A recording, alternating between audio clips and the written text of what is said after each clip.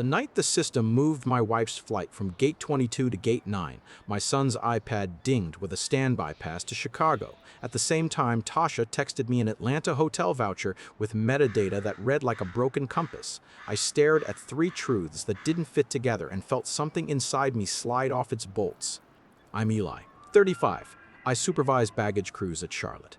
I live by lists and timing sheets and the simple religion of things that weigh what they weigh. You put them where the tag says, you send them where the board says, you own your mistakes. Tasha is cabin crew. She's quick with a smile that gets passengers to sit down and even quicker with schedules, turns, layovers, late runs that blur days together.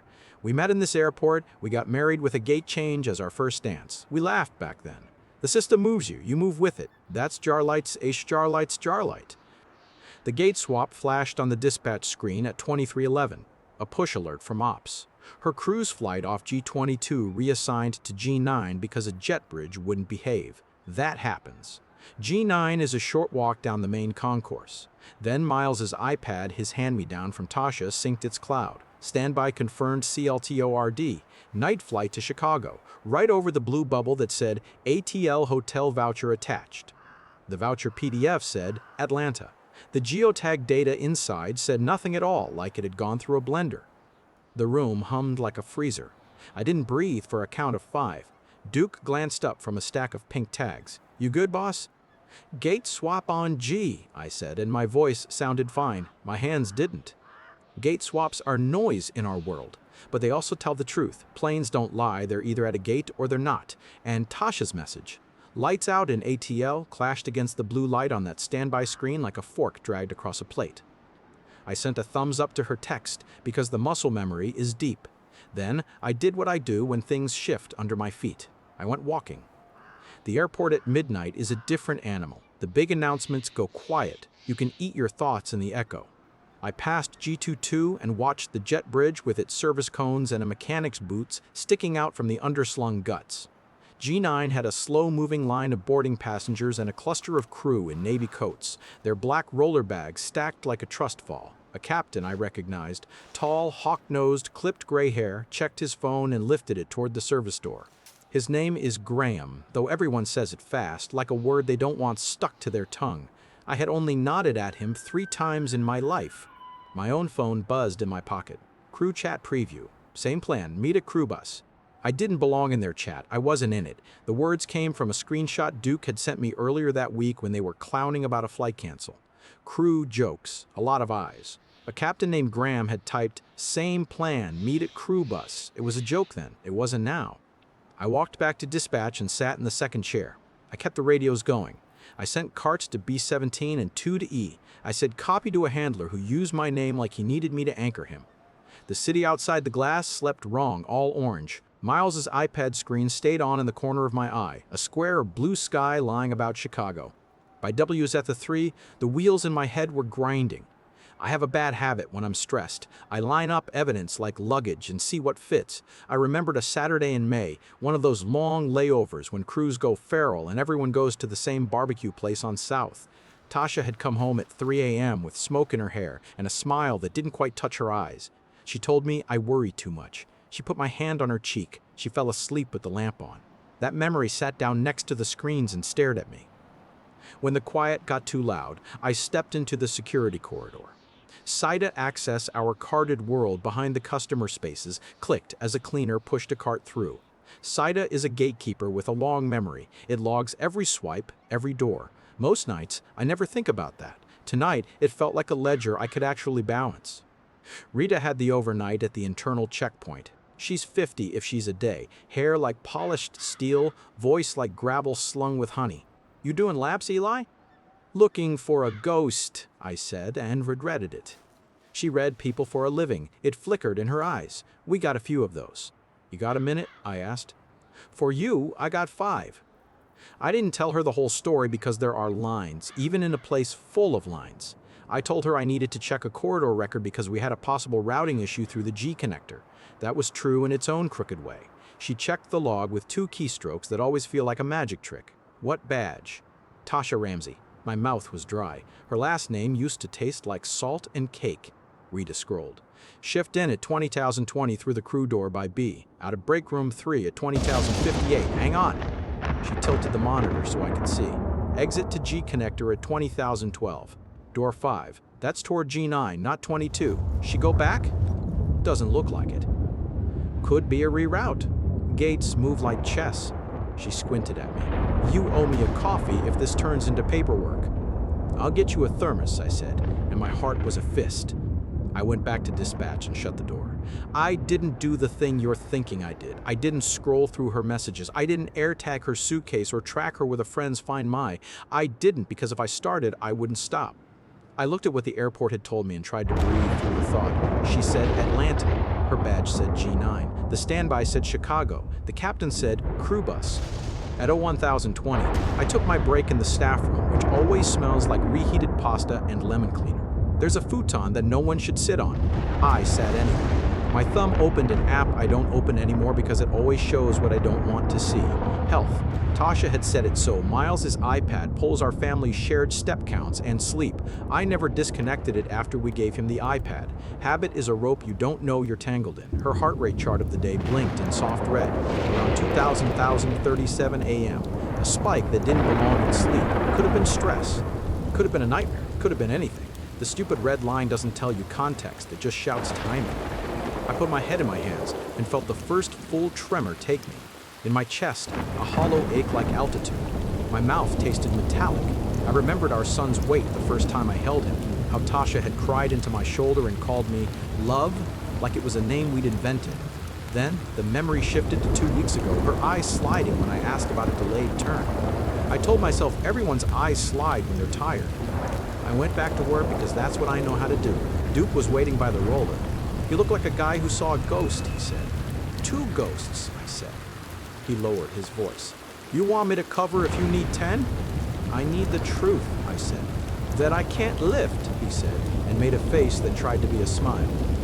His joke landed in me like a nail. 2005, the G9 flight had pushed. The board showed it slicing north, a sliver of light on a dark map. I stood at a window nobody uses and watched my reflection try to talk me down. The reflection was unhelpful. I kept seeing Tasha walking down the G connector, a bag she could pull blind, his shadow at her shoulder. I kept seeing the crew bus stop outside, the place where engine heat hovers in the cold, and people lean into each other because the night makes a hut out of whatever you have. When my shift ended at 04,000, the sky over long-term parking was purple. I drove home to a house with a porch light that always stays on because Tasha hates coming back to dark. Miles was a warm burrito under dinosaur sheets. The iPad lay face down on the carpet. I picked it up. The standby pass was still on the screen. I could hear my blood.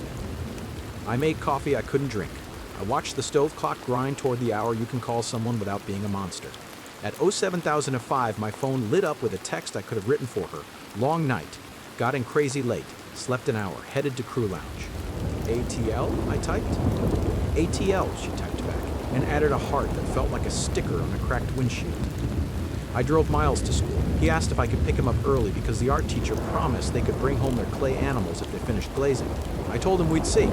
Mom working? He asked. Yeah, bud. Late night, I said. She always has late nights, he said like a scientist. After drop-off, I parked outside the airport on the employee lot and sat until the heat went stale. I called Rita. If a crew gets on the bus around midnight, I said, where are they headed? Depends on shift, she said, mostly back to crash pads. Some to the crew lounge if they got early call-outs. Why? I need to understand a map that doesn't make sense. She was quiet. Then I saw her, Eli. I didn't want to say. She was with the captain you nodded at last week. They weren't hiding, but they weren't broadcasting. Walked like people who share a rhythm. The words were an ice bath. Thanks, I managed. You okay? She asked. No, I said, because lying had gotten me nowhere. But I know which way is north now. I hung up before I said anything I couldn't fold back into the day. There are honest ways to hurt people. There are things you can show them that burn clean. I printed what I had the right to print. SIDA entries, timestamps, the gate swap alert. I wrote down the line from a chat I didn't belong to so I wouldn't trust the haze. Same plan, meet at crew bus. I put the papers in a manila envelope because even in an airport, old school still signals wait. I texted Tasha, meet me at the food court between rotations. She replied, 10. I stood by the salad place across from the big windows. I know every stain on that floor. She appeared at 10,006, FAA-approved hair, flats in her tote, cheeks flushed like she'd been running. We hugged because our bodies think they should. I smelled jet fuel and a trace of cologne that wasn't mine, not syrupy, something dry. "What's up?" she said, light. "I need you to tell me where you were last night," I said. "In Atlanta," she said. She didn't blink. "Gate G22 swapped to G9 on your flight," I said. "Your badge walked the G connector at 20,012. A Chicago standby hit Miles's iPad.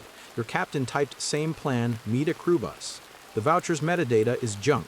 I set the envelope on the table. I didn't push it across. I let it sit, a quiet wait. Her mouth opened and closed. "You're checking metadata now?"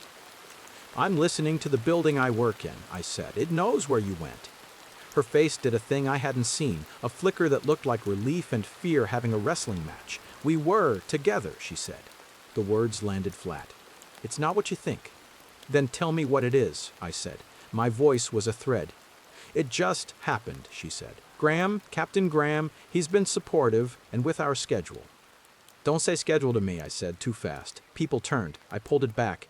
"I know what schedules do. I love you. I stand outside gates you leave from and love you when you come back. Does he love you like that?" "It's different," she said. "Do you want to be married to me?" I asked. The world narrowed like I was looking through two fists. Her throat worked. "I don't know." "You do," I said. "You just don't want to say it here." She touched the envelope with 2 fingers, not enough to move it. "What are you going to do?" "Respect myself," I said. "Protect Miles, and I'm going to do this on the record." She nodded once, like a pilot who hears weather. "You're going to HR?" "You're in his command chain," I said. "He writes performance. You crew his flights. That's a policy. You know it." "That's not why." "I don't care why," I said, and regretted the cruelty. "I care that it's not invisible." Her eyes filled. I hated that even now. I wanted to wipe her cheek. I didn't. "Eli." "Save it for the room where it belongs," I said. "I'll be home at 3. Pack a bag. We'll talk about the week. Miles is not missing school." She stared at me like I'd grown antlers. "You're cold." "I'm on fire," I said. "This is what it looks like when I don't burn the building down." We sat with that sentence until it stopped rattling. She stood first. "I'm sorry," she said. "The words weren't enough and too much." She walked away, her crew tote bumping her shin like a dog that wants to be forgiven. I watched her until she disappeared into the stream, and then I went to the hall where posters about ethics hang crooked. HR lives there. Compliance lives there. They do 6 training videos a year about what we all sign.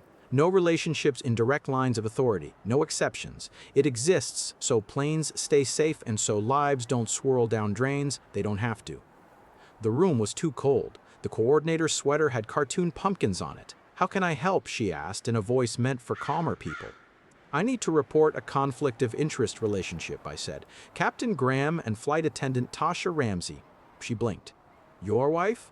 "Yes." "I'm sorry," she said, and this time the words were the right size. "We'll open a case. There will be interviews. We don't discipline for relationships between peers, but any across chain of command, we separate assignments. It's hard, but it's clear." "Good," I said. "I want it to be clear." "Do you want to sit?" she asked. "No," I said. "I want to finish a shift and pick up my son." I left the envelope with copies in her in-tray. I kept the originals because I needed to hold something that didn't move. On my way back through the G concourse, Duke stopped me with a hand on my sleeve. "You okay?" "No," I said honestly, "but I'm pointed north." He nodded in the way men do when they want to hug and don't know how. "You need muscle later? I'll help you move a couch." "You always hated that couch," I said. "Exactly," he said, and that almost made me laugh. That afternoon, I sat in my car outside Miles's school and tried to practice how to be okay in front of him. When he slid into the back seat, he waved a clay dinosaur wrapped in newspaper. "I named him Gatekeeper," he said. "Good name," I managed. At home, the porch light was off. Tasha had never turned it off. The house felt like it knew something. She was at the table with a suitcase by her feet. Her eyes were red. She looked small in a way I'd never seen. "Where's Miles?" she whispered. "In the yard," I said. "He's teaching Gatekeeper to roar." "I'll stay with a friend," she said. "I'll be out of your way until we figure it out." "We won't figure it out," I said softly. "We'll figure out the schedule. And the lawyers." She flinched, like I'd hit her. I hated that hurt. I hated that I still loved her, some old version of her who wore my hoodie to the grocery store and laughed in the cereal aisle. Love doesn't die in the place the lie lands. It dies in slow motion, in 1,000 small permissions you stop giving yourself. Eli, she said, and the way she said my name almost cracked me open. I don't know why I did what I did. You liked how you felt, I said. People chase the feeling that makes their mirror kinder, but we have a kid who can read time now. We can't lie where the clocks are this loud. She covered her mouth. For a moment, I saw the woman who squeezed my hand in a delivery room and whispered, "We made him." The moment went. "I'll talk to HR," she said. "I'll tell them what I need to." "You'll tell them the truth," I said, "and you'll tell Graham to keep his distance from me on the floor." My voice cooled. "If he has anything to say to me, he goes through counsel." She nodded. She picked up the suitcase. "Tell Miles I'll see him Saturday," she said, and her voice broke on his name. "I'll tell him you love him," I said, because that was still true. After she left, the house made new noises. Fridge hum, the tiny tick of the thermostat. Miles came in barefoot with grass on his ankles. "Where's Mom going?" "To stay at Aunt Jess's for a few nights," I said. "Grown-up stuff." He frowned. "Is she in trouble?" "Not with you," I said. I sat on the floor so I could look him in the eye. "Buddy, sometimes grown-ups forget the rules and then they have to make it right." "Like when I took the blue car from school?" he asked. "Kind of," I said, "but with more forms." He giggled at forms, which is a funny word when you are 7. He wrapped his arms around my neck. For a second, the ache in my chest loosened, like my body remembered a world where this was enough. The next week was a map drawn in pencil and coffee. HR called me twice. Compliance emailed. They took statements. They quoted policy in a gentle way, like a nurse giving you stitches. I told the truth in sentences that felt like swallowing nails. Tasha, from what filtered back, didn't lie. Graham, I heard, didn't either. He used the word inappropriate like it was an insult to English. The company did what the company does. It didn't punish them for being human, but it moved them like chess pieces so power didn't sit on temptation's lap. Different bases, different lines. No more same plan. The night I signed the petition to dissolve a marriage, I did it at our kitchen table with the porch light off. I felt like I was writing a letter to a past version of myself. You did the best you could with the map you had. Tomorrow you'll buy a better one. Miles slept down the hall.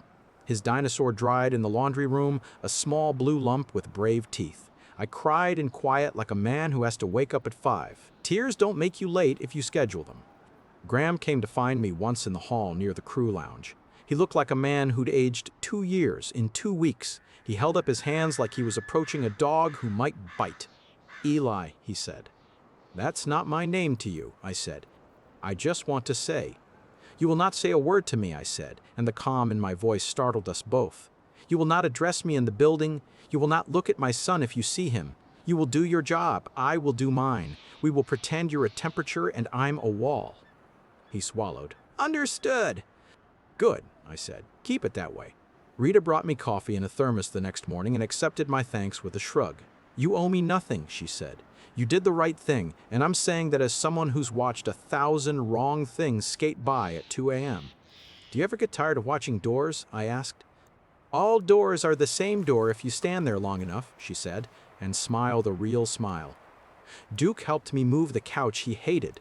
We loaded it into his truck under a sky that looked wrung out. "You'll get a better couch," he said.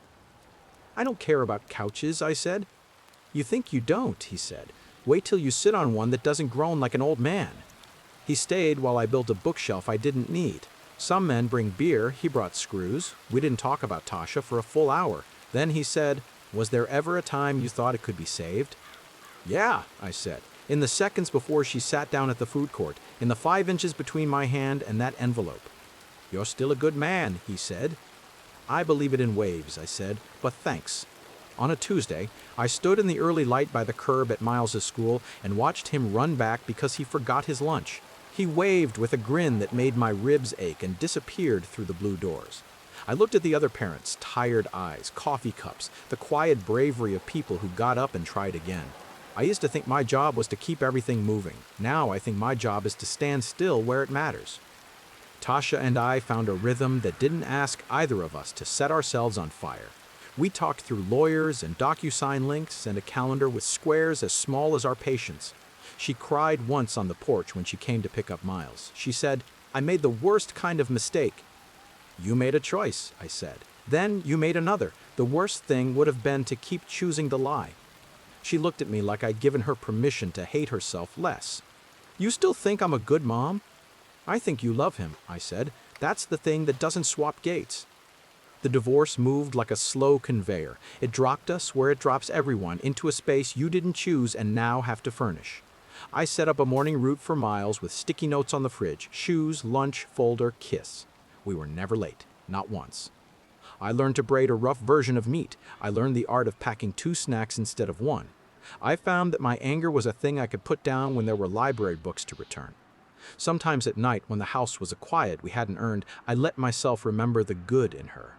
The way she warms her hands under her thighs when she's cold, the way she hums in elevators because she doesn't like the feeling of going up. I let myself hold both truths. She hurt me in a way I wouldn't wish on anyone. She is also the person who taught me to eat sushi and to stand up straight when I walk through a room. The mind can do that. It can make a map where 2 cities don't hate each other for sharing a state. I thought revenge would taste like lightning. It didn't. It tasted like paperwork and the slow relief of a policy doing its job so I didn't have to do mine with a fist. Justice isn't a movie. It's a chair no one sits in because they're busy standing up. Still, when I heard through the hall grapevine that the company split their bases, he to the north, she to the west, and wrote it down in tidy HR script, I felt my shoulders drop an inch. Not because I wanted him to hurt, because I wanted the building to say, "We see you, we see how power bends people when you're not watching." Months later, in a grocery store aisle of things in boxes, I saw Tasha with our son, her hand on his shoulder as he told her about a spelling test. She looked put together in a way that wasn't armor. When she saw me, she smiled a soft, small smile that said, "We are doing this. We are not drowning. We passed in the cereal like airplanes at different altitude, both on instruments." I still work the morning shifts. I still watch the boards and the belts and the mouths of the loaders when they're about to pretend they followed a rule they didn't. I still trust the gates. The building tells you the truth if you listen. The night it did, it broke me and saved me in the same breath. There's a part of me that will always stand by G9 in a quiet hour and see a man and a woman walking toward a bus like gravity. There's a bigger part of me that will stand at my front door and watch my kid tie his laces twice because he wants it perfect and know I did what a father is supposed to do. I didn't let the lie carry him. Sometimes at dawn, the airport is all lungs. You can feel it inhale before it starts to run. I stand in dispatch and look at a city of small lights and think about how many of us are just trying to get where we said we'd be. There's grace in that. There's grace in missing and still calling home. There's grace in standing under an old porch light that you turned off and on again and deciding you're going to be okay. Am I angry? Less than I was? Am I sad? Sure. But when I drive Miles to school and he points out the sky like he invented it, I think maybe the gate told the truth because I needed to stop walking in circles. 2 things stayed with me. First, you can love someone and still put your own name on the list of people you protect. Second, the building is not on your side or against you, it just records. The rest is what you do when the screens light up blue at the worst possible time. If you were me, would you have gone to HR or kept it between the 2 of you and hoped it faded? Where's the line between respect and revenge when a policy does the punishing for you? Thanks for listening to my story. If it resonated, stick around for more and share your take. It helps more than you think.